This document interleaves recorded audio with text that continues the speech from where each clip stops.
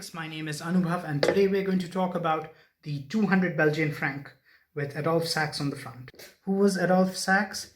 He's the guy who invented the saxophone.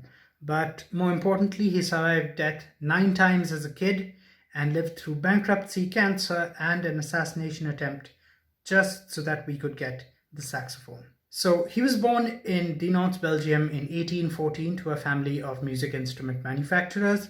He becomes pretty good at making modified clarinets and other instruments, so he moves to the much bigger music scene in Paris. He networks with a lot of musicians in Paris, and somebody introduces him to the French military. Now, why is the French military interested in a music instrument manufacturer? Turns out their marching bands didn't sound very good. And to make them sound better, they consider sax as instruments, and this enrages the existing musical instrument industry. People think this Belgian upstart is going to ruin everything. What does he know? And so the French military has a competition. One band would play traditional instruments, one band would play sax as instruments, and the one that sounded better would be adopted, and the public voted overwhelmingly in favor of sax. But that's where his troubles started.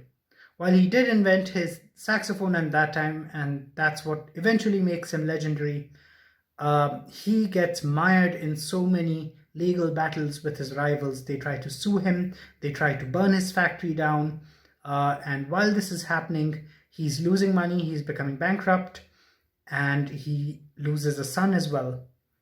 Eventually, later on, as the legal battles start to cease, he discovers that he has cancer, but he lives through that.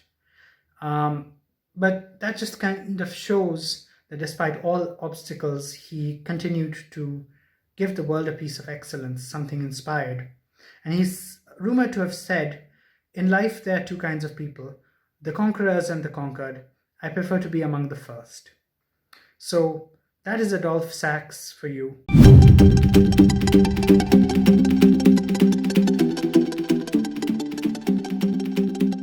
History is best when it's relatable.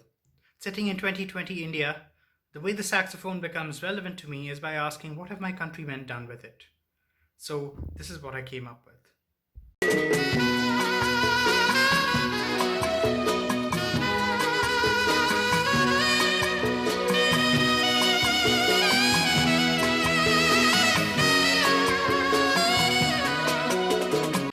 That was the song Ye Sham Mastani from the 1971 film Kati Patang. It was directed by Manohari Singh, a music director who brought the saxophone to Bollywood music.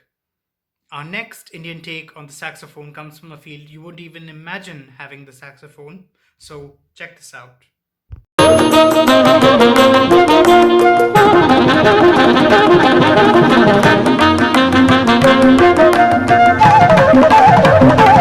That was Dr. Kadri Gopalnath. He's a Padma Shri awardee. He brought the saxophone to Carnatic music, and he was the first Carnatic musician to perform at the Royal Albert Hall, London. So that was my first video. If you enjoyed it, please like, subscribe, drop me a comment below, and I will see you in my next video.